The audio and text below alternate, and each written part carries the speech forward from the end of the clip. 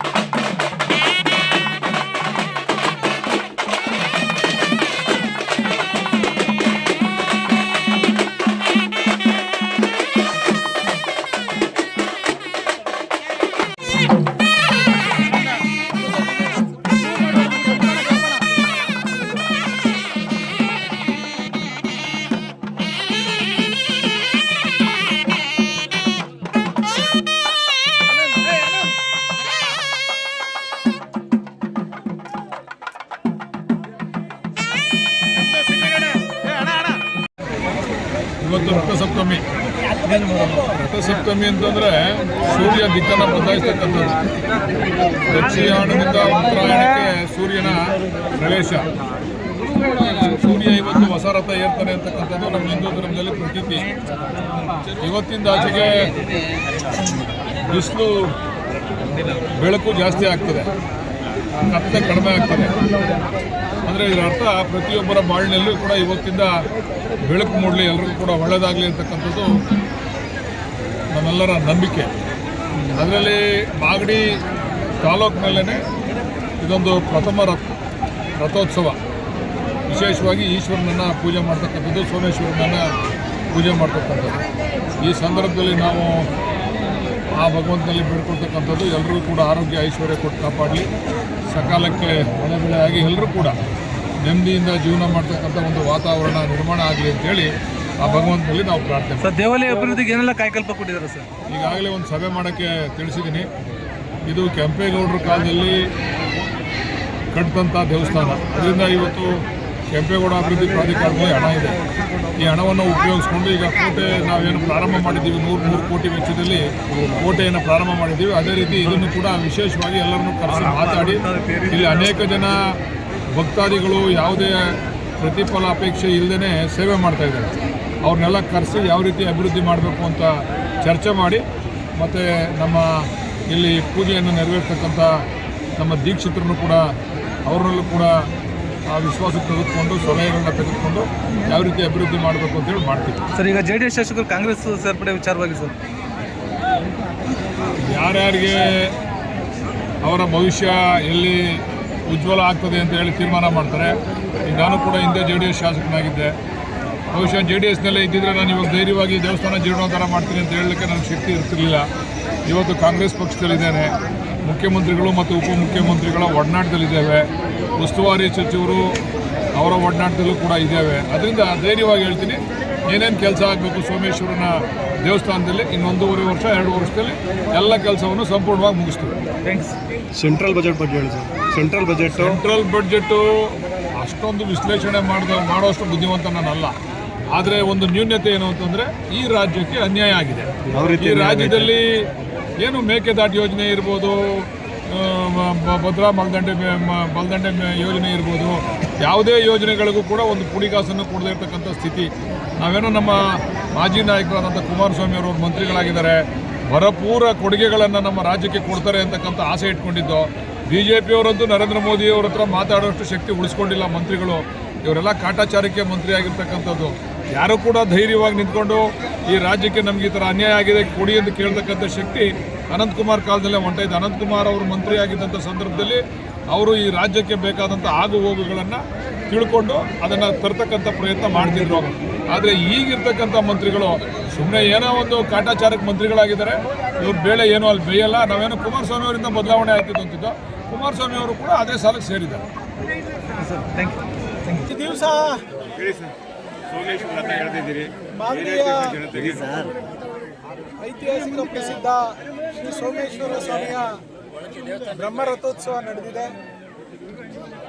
ಪ್ರತಿ ವರ್ಷ ಪ್ರತೀತಿಯಂತೆ ಇವತ್ತು ವಿಜೃಂಭಣೆಯಾಗಿ ಈ ಬ್ರಹ್ಮರಥೋತ್ಸವ ಮಾಗಡಿನಲ್ಲಿ ಪ್ರಸಿದ್ಧವಾದಂಥ ಹಲವಾರು ರಥೋತ್ಸವದಲ್ಲಿ ನಮ್ಮ ಸೋಮೇಶ್ವರ ಸ್ವಾಮಿಯ ರಥೋತ್ಸವ ಕೂಡ ಒಂದು. ಸೊ ಇವತ್ತು ಈ ತಾಲೂಕಿಗೆ ಮಳೆ ಬೆಳೆ ಆಗಲಿ, ಸುಭಿಕ್ಷವಾಗಿರುವ ತಾಲೂಕಿನ ರೈತರಿಗೆ ಒಳ್ಳೆಯದಾಗಲಿ, ರೈತರ ಮಕ್ಕಳಿಗೆ ಒಳ್ಳೆಯದಾಗಲಿ, ರೈತರ ಮಕ್ಕಳ ವಿದ್ಯಾಭ್ಯಾಸಕ್ಕೆ ಒಳ್ಳೆಯದಾಗಲಿ, ಒಳ್ಳೊಳ್ಳೆ ಉದ್ಯೋಗ ಸಿಗಲಿ ಅಂತೇಳಿ ಆ ಪರಮಾತ್ಮನಲ್ಲಿ ನಾವೆಲ್ಲರೂ ಪ್ರಾರ್ಥಿಸಿದ್ದೇವೆ. ಈ ಕ್ಷೇತ್ರ ಅಭಿವೃದ್ಧಿ ಆಗಬೇಕು, ಅಭಿವೃದ್ಧಿ ಪಥದತ್ತ ಈ ಕ್ಷೇತ್ರ ಮುನ್ನಡಿಬೇಕು ಅಂತೇಳಿ ನಾವು ಕೇವಲ ಬೆಂಗಳೂರಿಗೆ 50 ಕಿಲೋಮೀಟರ್ ಅಂತರದಲ್ಲಿದ್ದರೂ ಕೂಡ ಇನ್ನೂ ಅಭಿವೃದ್ಧಿಯಲ್ಲಿ ನಾವು ದೂರ ಉಳಿದಿದ್ದೇವೆ. ಎಲ್ಲ ಯೋಜನೆಗಳು ಕೂಡ ಈ ಕಾಲಕ್ಕೆ ಆಗಬೇಕು ಅಂತೇಳಿ ಆ ಪರಮಾತ್ಮನಲ್ಲಿ ನಾನು ಪ್ರಾರ್ಥಿಸಿದ್ದೇನೆ. ಸರ್, ಈಗ ಇದು ಗೋಪುರ ಉದ್ಘಾಟನೆಯಾಗಿ ತುಂಬ ವರ್ಷ ಆಯಿತು, ಕಳಸ ಸ್ಥಾಪನೆ ಆಗಿಲ್ಲ. ಅದರ ಬಗ್ಗೆ ಆರ್ಕಾಲಜಿ ಡಿಪಾರ್ಟ್ಮೆಂಟಲ್ಲಿ ನಾನು ಹಿಂದೆ ಶಾಸಕ ಆಗಿದ್ದಾಗ ಕೂಡ ಅದಕ್ಕೆ ಪತ್ರ ವ್ಯವಹಾರ ಎಲ್ಲ ಮಾಡಿದ್ವಿ. ಸೊ ಇಲ್ಲಿ ಏನೇ ಮಾಡಬೇಕಾದ್ರೂ ಆರ್ಕಾಲಜಿಯವರ ಅನುಮತಿ ಬೇಕು. ಸೊ ಈ ಪ್ರಾಚೀನ ವಸ್ತುಶಾಸ್ತ್ರ ಇಲಾಖೆಯ ಅನುಮತಿ ಇಲ್ಲದೆ ನಾವೇನು ಮಾಡೋಕ್ಕಾಗಲ್ಲ. ಸೊ ಅಲ್ಲಿ ಬರ್ತಕ್ಕಂಥ ಅಧಿಕಾರಿಗಳು ಭಾಳಷ್ಟು ದೇವಸ್ಥಾನಗಳು ಅವ್ರ ಅಂಡರ್ ಬರ್ತವೆ. ಸೊ ಅದರೆಲ್ಲರೂ ಬರೋದ್ರಿಂದ ನಾನು ಇದರಲ್ಲಿ ಕಳಸ ಪ್ರತಿಷ್ಠಾಪನೆದು ಗೋಪುರದ್ದು ಮತ್ತು ರಂಗನಾಥ ಸ್ವಾಮಿ ದೇವಸ್ಥಾನ ಏನಿದೆ ಅದಕ್ಕೆ ಇವತ್ತೇನು ನಂಜನಗೂಡಿನಲ್ಲಿ ದೇವಸ್ಥಾನವನ್ನು ಮಾಡಿದ್ದಾರೆ ಆ ರೀತಿ ಮಾಡಬೇಕು ಅಂತೇಳಿ 5 ಕೋಟಿ ಅನುದಾನವನ್ನು ಕೂಡ ನಾನು ಅಶ್ವತ್ಥನಾರಾಯಣವರು ನಮ್ಮ ನಾಯಕರಾದಂಥ ಕುಮಾರಸ್ವಾಮಿಯವರ ಮಾರ್ಗದರ್ಶನದಲ್ಲಿ ಮಾಡಿದ್ವಿ. ಅದು ಕೂಡ ಇವತ್ತು ಆಗಿಲ್ಲ. ರಂಗನಾಥ ಸ್ವಾಮಿ ದೇವಸ್ಥಾನ 5 ಕೋಟಿ ಅನುದಾನ ಕೂಡ ಬಳಕೆ ಆಗಬೇಕು. ಇಲ್ಲಿ ನಾವು ಏನು ಕಳಸ ಪ್ರತಿಷ್ಠಾಪನೆಗೆ ಅನುಮತಿ ಕೊಡಿಸಿದ್ವು ಅದು ಕೂಡ ಆಗಬೇಕು. ಸ್ಥಳೀಯವಾಗಿ ಇವೆಲ್ಲ ಆಗಬೇಕಾಗ್ತದೆ. ಅಲ್ಲಿ ಚಕ್ರ ಬಸವಣ್ಣ ಇದೆ, ಎಲ್ಲ ಶಿಥಿಲ ಆಗ್ಬಿಟ್ಟಿದೆ. ಚಕ್ರ ಬಸವಣ್ಣ ಅಂತ ಇದೆ ಇಲ್ಲಿ, ಅದೆಲ್ಲ ಶಿಥಿಲ ಆಗಿದೆ. ಆಮೇಲೆ ದಾರಿ ಇಲ್ಲ ಅದಕ್ಕೆ. ಎಲ್ಲವಕ್ಕೂ ಪ್ರಾಚೀನ ವಸ್ತುಶಾಸ್ತ್ರ ಇಲಾಖೆ ಅದನ್ನು ಮಾಡಬೇಕಾಗಿರೋದ್ರಿಂದ ಅದರ ಅನುಮತಿಗೆ ಸಂಬಂಧಪಟ್ಟವರಿಗೆ ನಾನು ನಮ್ಮ ಸಂಸತ್ ಸದಸ್ಯರ ಮುಖಾಂತರ ನಾನು ಪತ್ರ ಬರೆಸಿ ಆ ಗಮನವನ್ನು ಸೆಳೆಯುತ್ತೇನೆ. ಜೆಡಿಎಸ್ ಶಾಸಕರಿಗೆ ಕಾಂಗ್ರೆಸ್ನವರು ಗಾಳ ಆಗ್ತವ್ರೆ ಅಂತ ಪತ್ರಿಕೆಯಲ್ಲಿ ಮಾಧ್ಯಮದಲ್ಲಿ ನಾನು ನೋಡ್ತಾ ಇದ್ದೀನಿ. ಸೊ ಕಾಂಗ್ರೆಸ್ನವ್ರಿಗೆ ಅದು ಅವಶ್ಯಕತೆ ಇಲ್ಲ. ಅದು ಯಾಕೆ ಕಾಂಗ್ರೆಸ್ನ ನಾಯಕರುಗಳು ಈ ರೀತಿ ವಿಚಾರವನ್ನು ತಲೆಯಲ್ಲಿಟ್ಕೊಂಡು ಮಾತಾಡ್ತಾ ಇದ್ದಾರೋ ಗೊತ್ತಿಲ್ಲ ನನಗೆ.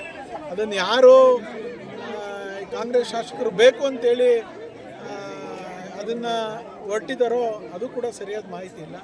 ಸೊ ನಮ್ಮ ಕಾಂಗ್ರೆಸ್ ಶಾಸಕರು ಕೂಡ ಯಾರೂ ಕೂಡ ಹೋಗೋರಿಲ್ಲ.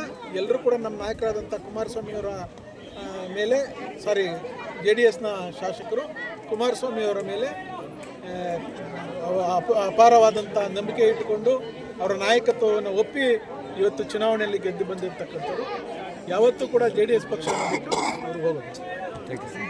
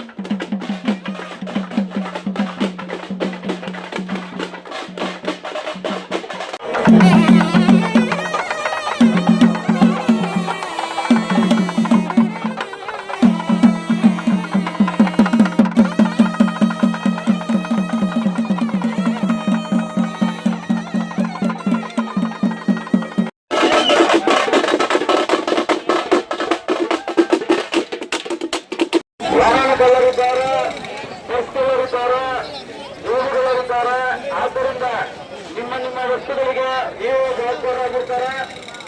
ಎಚ್ಚರಿಕೆ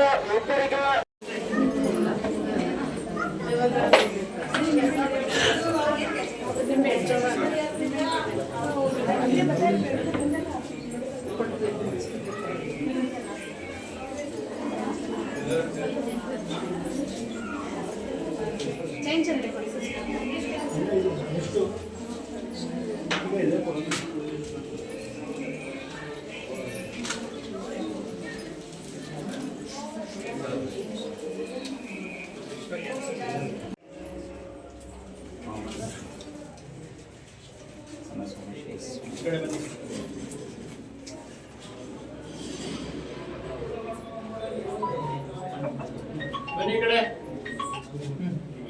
ಕಳಿಸ್ಕೊಡ್ತೀನಿ ಕೊಡಿ. ಹೂವು ಕೊಟ್ಬಿಡಿ ಎಲ್ಲರಿಗೂ.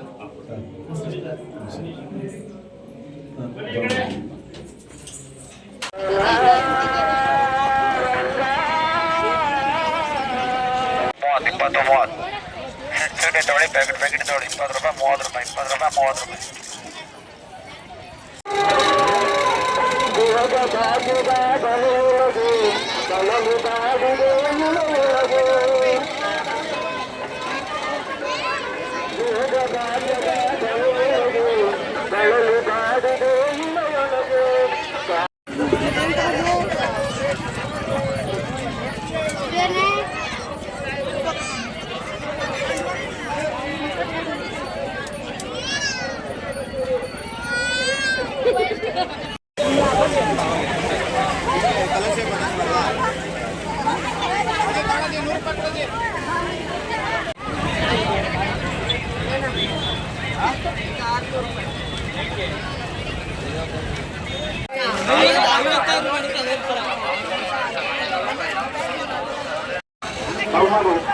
20 ರೂಪಾಯಿ 30 ರೂಪಾಯಿ.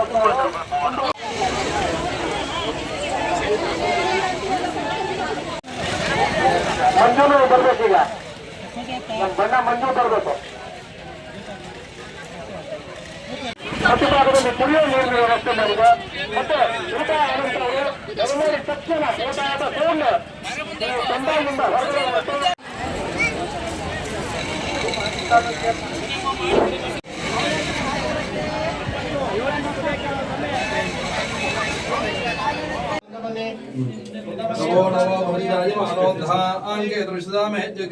भागुंदेभ्यो ददात्याजं चंद्रमास्तिरति दीर्घमायुः कुलदेवता समेत महाकाली महालक्ष्मी महासरस्वती पूर्णानुग्रह पूर्ण प्रसाद फल सिद्धिरस्तु सत्यास्तु निर्माणस्य कामाः